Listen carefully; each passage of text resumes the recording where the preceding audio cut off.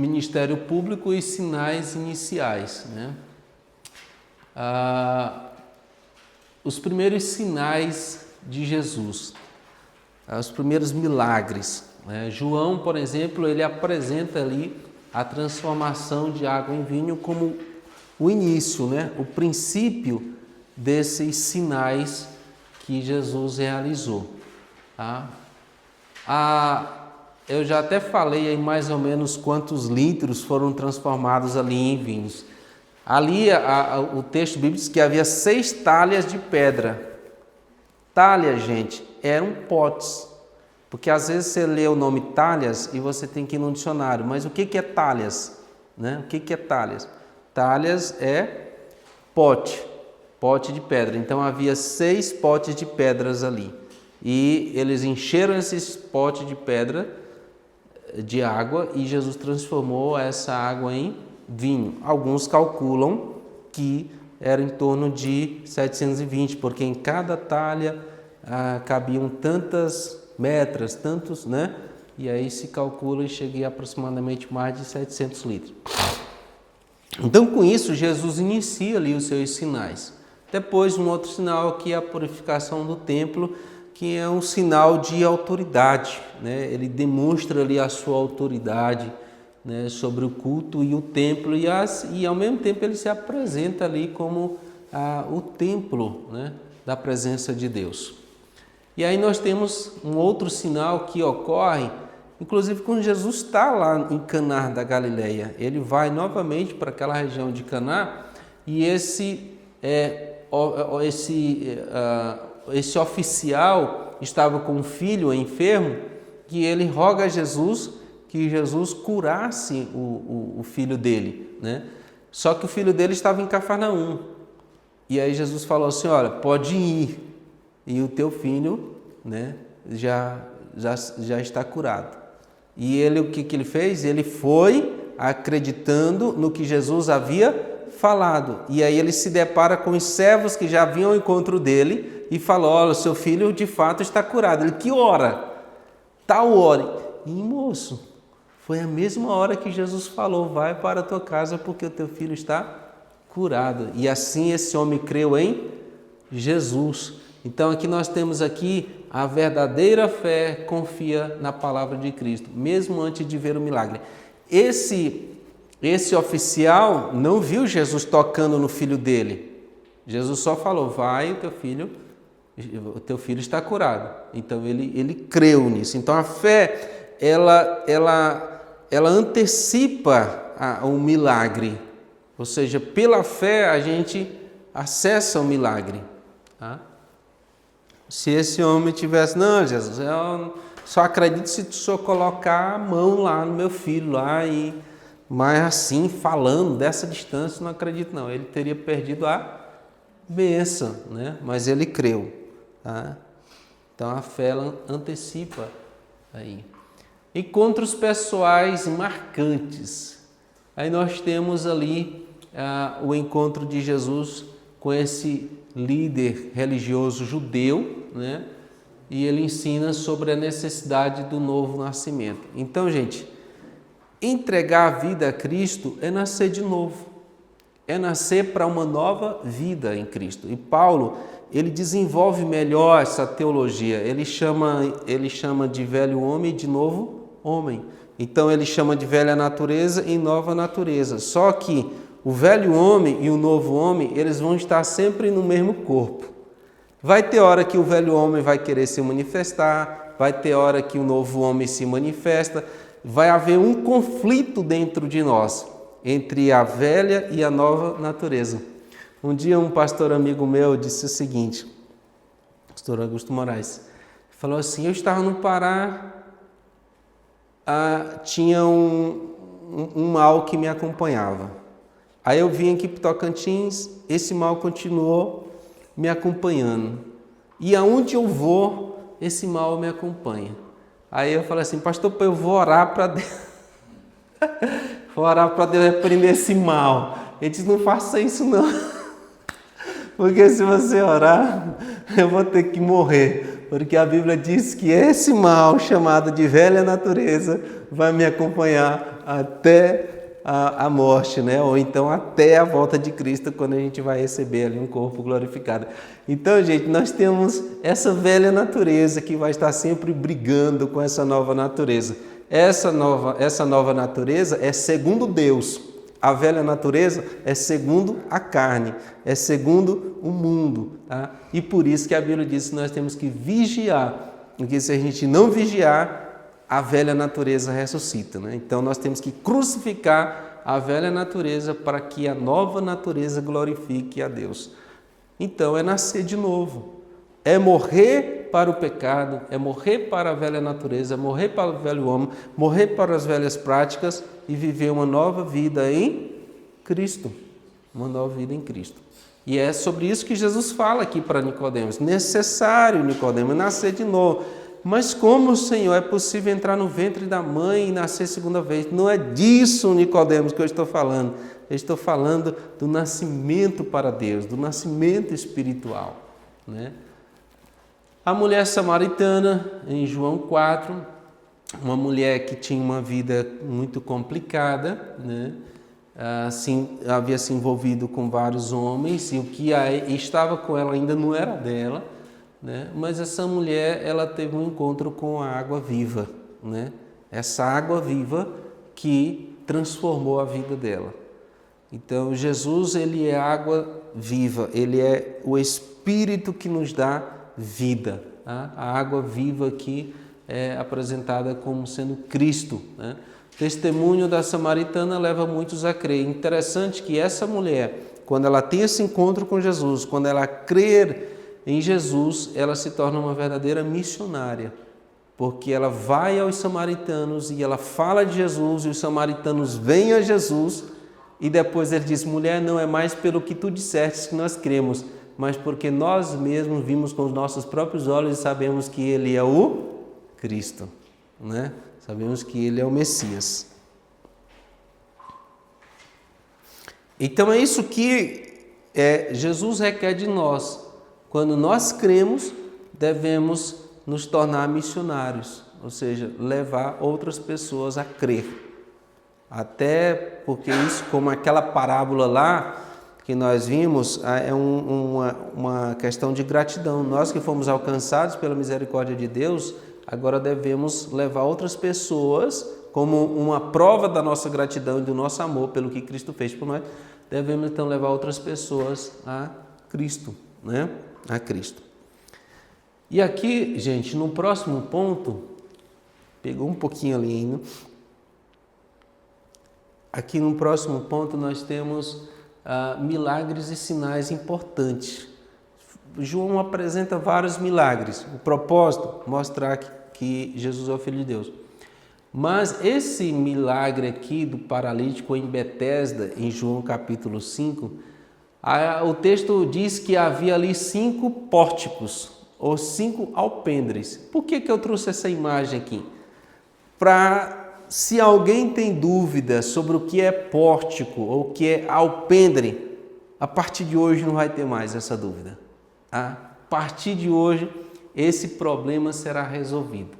O texto diz que havia um tanque que em hebreu significa Betesda. Betesda significa casa de misericórdia, tá? Casa de misericórdia. Então, nesse lugar chamado Betesda, ou casa de misericórdia, havia um tanque onde havia água, um estilo de piscina. E esse tanque estava cercado por 5 alpendres, ou 5 pórticos. Mas o que é alpendre? O que é pórticos? Alpendre, gente, é essa espéciezinha de cobertura aqui, ó. Ela é tipo uma pequena, é como se fosse uma bandinha de casa pequena, certo? Assim, como se fosse um muro, mas que tem uma areazinha, tá? Aqui, se vocês for analisar aqui, ó, tem a cobertura, tá vendo aqui, ó, os pórticos aqui, ó, aqui as colunas, e aqui nessas sombras com essa cobertura aqui, ó, estava uma multidão de enfermos e paralíticos aguardando o agitar das águas, porque segundo a crença, o primeiro que descia quando as águas eram agitadas era curado de qualquer enfermidade, né? Assim que eles acreditavam. Então, alpendres é essa cobertura aqui, tá? Que fazia essa sombra. Eram 5? Sim, eram 5. Então, vamos contar. Uma aqui, né? 2, 3, 4 e 1 no meio. 5. Olha, 1, 2, 3, 4 e 1 no meio, dividindo os dois tanques, o tanque inferior e o tanque superior, tá? Eram 2 tanques. Então isso aí que era alpendre, isso aí que era pórticos, onde estavam ali a multidão. Gente, isso aqui é um pouco polêmico, mas em curso de teologia a gente se depara com essas questões, não tem jeito. Na Bíblia de vocês vão ver que alguns textos estão entre colchetes. Vocês já notaram isso? Textos entre colchetes? São poucos, mas tem. Quando você vê um texto entre colchetes, a mensagem que isso transmite para nós é o seguinte: esse texto não faz parte dos mais antigos manuscritos desse livro, tá? Isso se aplica ao final do versículo 3 e todo o capítulo 4 o final do versículo 3 e todo o versículo 4 do capítulo 5 de João. E o que diz aí? Se alguém tiver a Bíblia, é interessante a gente ver aí. Estava ali uma multidão de pessoas esperando o agitar das águas, porque segundo eles criam, né? Eles criam. Pode ver? Pode. Porquanto o anjo descia em certo tempo ao tanque e agitava a água, e o primeiro que ali descia, depois do movimento da água, sarava de qualquer enfermidade que tivesse. Pois é, essa passagem desse texto aí, ela não é encontrada nos manuscritos mais antigos do Evangelho de João. Porque ela não é encontrada, aí os estudiosos eles dizem o seguinte: há uma possibilidade desse texto ter sido acrescentado aqui para explicar o porquê dessas pessoas estarem ali naquele tanque, tá? Então vocês vão ver, praticamente toda a Bíblia vai estar entre colchetes esse texto. O Dr. Gordon Fee, que é um dos maiores teólogos pentecostais do mundo, né? Ele diz o seguinte: é difícil conciliar essa crença com o ensino das Escrituras, visto que somente os capazes de entrar na água poderiam receber o favor divino, excluindo todo aquele que, assim como esse homem inválido, não poderia descer às águas. Estaria isso de acordo com o ensino bíblico da graça divina? Ele responde: não está.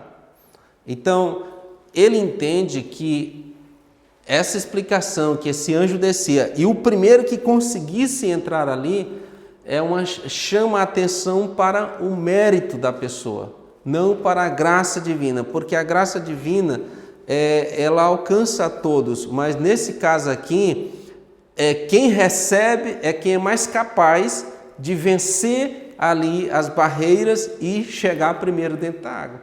Ele entende que isso não é compatível com o ensino da graça divina, que não é pelo esforço humano, mas por uma ação da graça divina que alcança a todos, e não aquele que pelo seu próprio esforço chega lá na água. Esse é um argumento dele. Um outro argumento, e aqui nós estamos falando de um dos maiores teólogos, né, do mundo. Eu sempre, gente, tudo que eu vou escrever aí na matéria de vocês, eu uso os maiores autores de maior conceito mundial, tá? Não é um escritor que está começando hoje, é autores que já têm a sua credibilidade consolidada mundialmente, tanto que a maioria são doutores e pós-doutores, não são PhD. Ele observa que na linguagem desse versículo ele observa também que a linguagem desse versículo não é joanina, visto que aqui aparecem 10 palavras que não são usadas em nenhum outro lugar desse evangelho. E isso constitui uma grande dificuldade, pois não é fácil explicar tantas expressões não joaninas em um espaço tão pequeno como o final desse versículo 3 e o versículo 4, aparecer 10 palavras que não aparecem em nenhuma outra parte do evangelho. Cada escritor ele tem a sua linguagem própria, os seus termos, as suas palavras.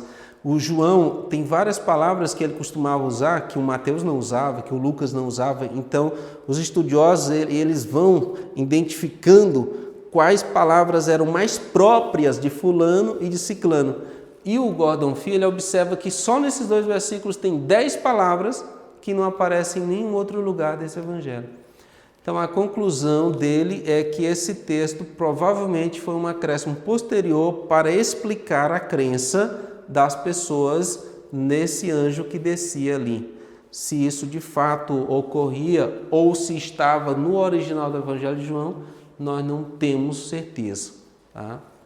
O fato é que hoje está aí, entre colchetes, está no texto sagrado. Altera em alguma coisa a mensagem bíblica? Em nada. Tá?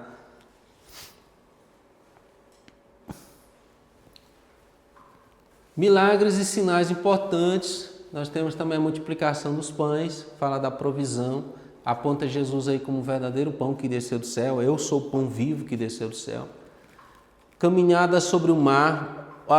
Embora o texto bíblico fale em mar da Galileia, a gente sabe que não é mar.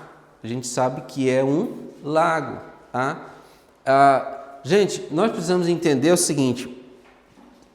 Não é porque uma coisa está escrita que a gente leva ao pé da letra que aquilo é desse jeito mesmo. Por isso que é importante a gente estudar. Porque no texto bíblico está mar. Mas pelo fato do texto bíblico estar falando mar, era realmente um mar? Não, para as pessoas aquilo ali era como se fosse um mar. Por quê? Para vocês terem uma ideia, aquele lago ele tinha aproximadamente 21 quilômetros de extensão. Não era muito grande? Quem olha é como se fosse um mar, mas um mar é maior do que isso, não é verdade? E 13 quilômetros de largura, e na parte mais profunda desse lago chegava entre 48 e 50 metros. Tá? Então aqui, nós temos aqui o mar, que na verdade era um lago de água doce, o maior lago de água doce que existe em Israel, que é banhada pelo Rio Jordão. Tá? E tem aí, para vocês terem uma ideia do tamanho, 21 metros de comprimento, quilômetros de comprimento, por 13 de largura, por aproximadamente 48, 50 de profundidade. Certo? Agora, por que acontecia aquelas tempestades ali? Era comum acontecer aquelas tempestades, por causa que esse lago ele estava cercado por muitas montanhas. E aí essas montanhas elas implodiam o vento, é comum isso, e acabava agitando as águas. Era uma questão, um fenômeno natural. Embora, quando se trata do ministério de Cristo, nós podemos até imaginar que naquele dia foi proposital, né? Ou seja, o próprio Deus fez com que aquelas ondas ocorressem ali naquele exato momento para que os discípulos vissem aí o poder de Jesus sobre a tempestade, né? Acalmando ali a tempestade, e isso levasse os discípulos a crerem, né? Mas existia esse fenômeno também de forma natural por causa dos montes. Discursos teológicos profundos. Aí nós temos o pão da vida. Jesus ele é apresentado como o pão, né? O alimento espiritual. Hoje a gente quase não fala de Jesus como o pão, a gente fala da palavra como um pão, não é verdade? A Bíblia é sagrada como um pão. Vocês sabiam, gente, que a igreja é o lugar onde se deve oferecer pão? Você sabia que nós, como ensinadores e pregadores, nós temos que ter pão para dar para as pessoas? Eu estou me lembrando aqui de um momento na história de Israel que é interessante, que ilustra bem essa necessidade do pão. Por exemplo, lá na época de Noemi, a Bíblia diz que faltou pão em Belém, faltou alimento em Belém, porque não estava havendo chuva. E a palavra Belém significa casa de pão. Então, como faltou pão em Belém, Noemi, Elimeleque, Malom, Quilion, seus filhos, foram para Moabe, porque eles ficaram sabendo que em Moabe tinha um pão. Então, eles saíram de Belém, a casa do pão, e foram para Moabe, peregrinar nos campos de Moabe. Só que lá eles tiveram muitos prejuízos. Noemi perdeu o esposo, perdeu os 2 filhos, e aí, depois de todos os prejuízos, ficou sabendo que agora tinha pão em Belém, né? E aí voltaram para Belém, a casa do pão. O que eu quero dizer com isso é que a igreja, ela é Belém. A igreja é essa casa do pão. E nós temos essa responsabilidade de não deixar faltar pão na casa do pão, para que pessoas não saiam da casa do pão e venham peregrinar nos campos de Moabe. Até porque quem sai da casa do pão e vai para os campos de Moabe acaba tendo prejuízo, né? Mas é preciso ter pão na casa do pão. Água viva e o Espírito, né? Jesus promete o Espírito Santo como fonte de vida. Então, aquele que crê em Jesus, ele recebe o Espírito, que será como um rio, né, que flui para a vida eterna. Luz do mundo, Jesus é quem dissipa as trevas espirituais, tá? Então, ele é a luz do mundo, mas também nós fomos feitos sal da terra e luz do mundo. Bom pastor revela aí o cuidado, a entrega e o sacrifício de Jesus pelas suas ovelhas. Então, nessa parábola do bom pastor, nós temos essa ideia desse cuidado, desse sacrifício de Jesus, da sua vida sendo entregada para salvar os perdidos. E aí eu quero chamar a atenção de vocês. Nessa parábola, quem que é o ladrão de João 10:10? Satanás? E quem que é então, gente? Olha, eu cresci na igreja ouvindo as pessoas falando que o ladrão de João 10:10 é Satanás. Só que depois, estudando, eu até acho que preguei isso também algumas vezes, mas depois estudando à luz do seu contexto, porque todo texto deve ser interpretado à luz do seu contexto, aí a gente chega à conclusão que, embora matar, roubar e destruir seja uma obra de Satanás, também de Satanás, o ladrão aqui de João 10:10 é uma referência aos falsos líderes de Israel. Tanto os falsos profetas, como falsos reis, como os falsos sacerdotes, escribas, fariseus da época de Jesus. Veja o que Jesus diz assim, no versículo 8.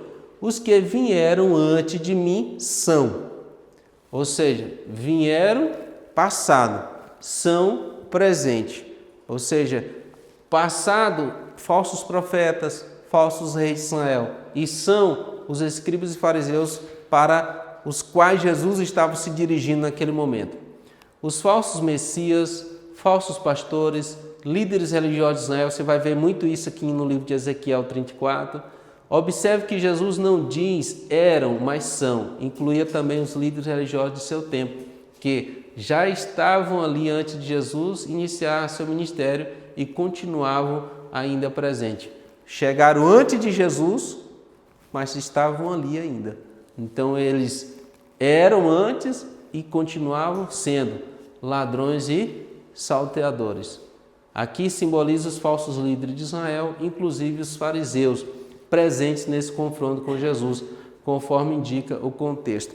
Então, Jesus está dizendo aqui que esses líderes farisaicos, que não tinham preocupação com os publicanos, com os pecadores, com as meretrizes, com aqueles que eram alvo da graça de Deus, como fica demonstrado nas parábolas de Lucas 15, né, do filho pródigo, da dracma perdida, da ovelha perdida, eles estavam afastando essas pessoas do reino. Eles eram ladrões e salteadores, porque eles estavam, de fato, Jesus disse que eles entravam na casa das viúvas e roubavam, né?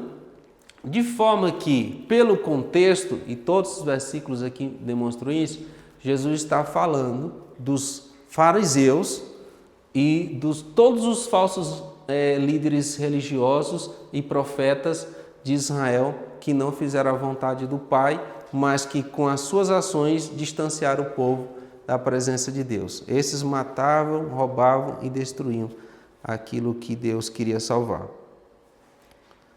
Tá? Então, assim, diretamente não é uma referência a Satanás, é a essas pessoas.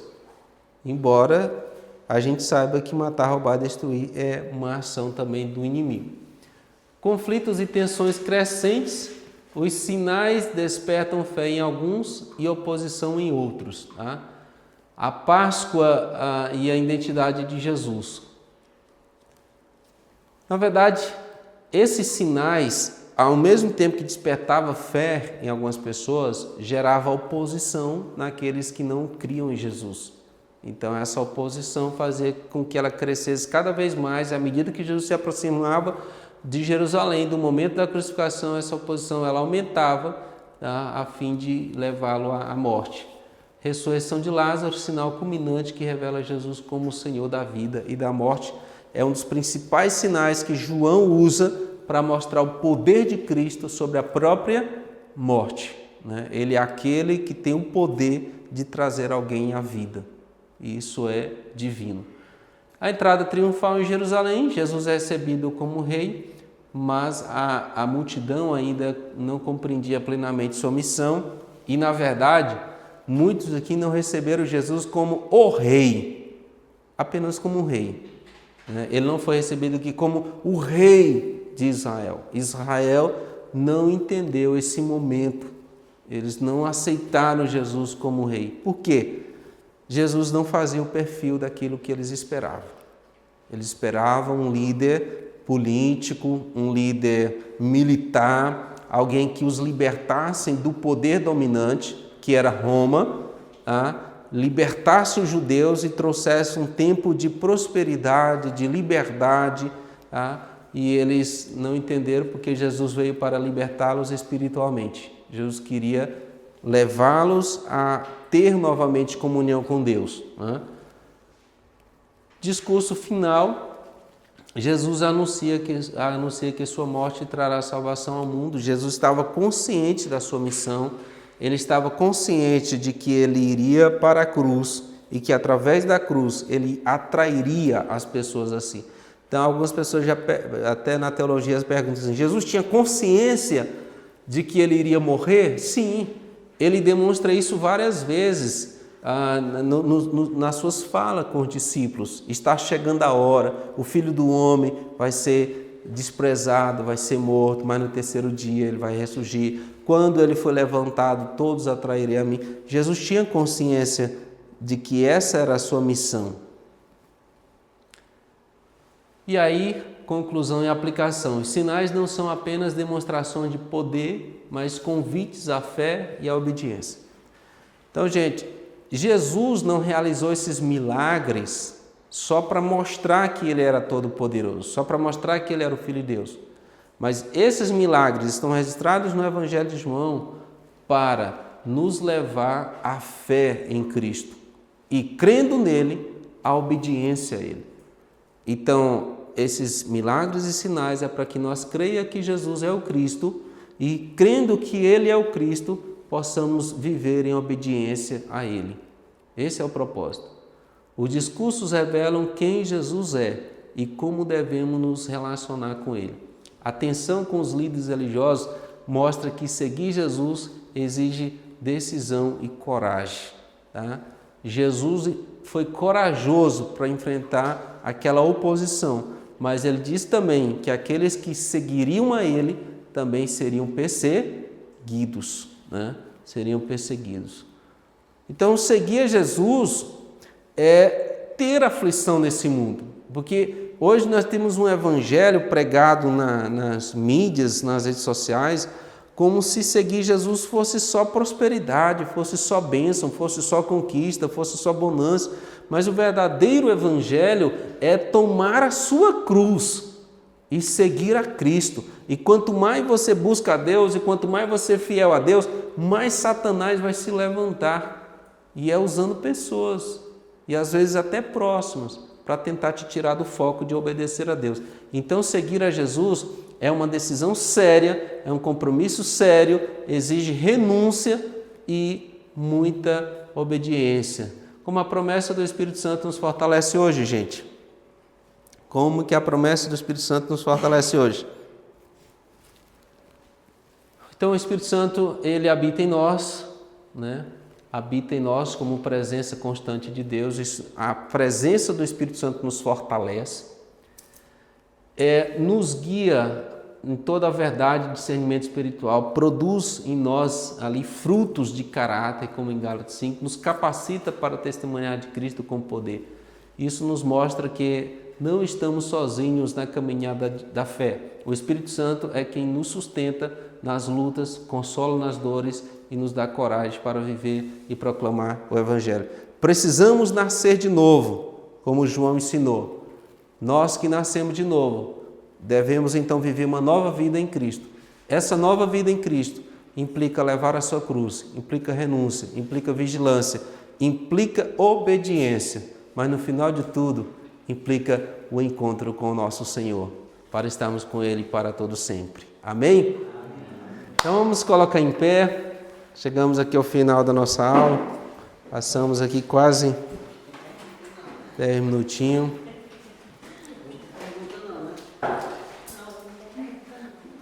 Vamos orar com o pastor Paulo Silva, encerrando esse momento. Mais uma vez, pastor Paulo, muito obrigado. Sempre o senhor é bem-vindo aqui com a gente, viu? Amém. Senhor e eterno Deus, te agradecemos por este momento, Senhor, em que aqui aprendemos, Senhor, mais e mais na tua palavra. Obrigado por cada um desse encontro aqui. Obrigado pela vida, Pai, do pastor professor Elton Reis. Amém, Jesus. Continua tomando a diretriz deste curso, Senhor, e em tudo, que o Espírito Santo possa continuar conduzindo a cada um, para que nós possamos aprender da tua palavra, Pai. É o que nós pedimos nesta tarde, em nome de Jesus. Amém. Professor, retoma só o último slide. A vozona do pastor, Esse aqui. se o cara tiver desapercebido, ele falou, Jesus veio.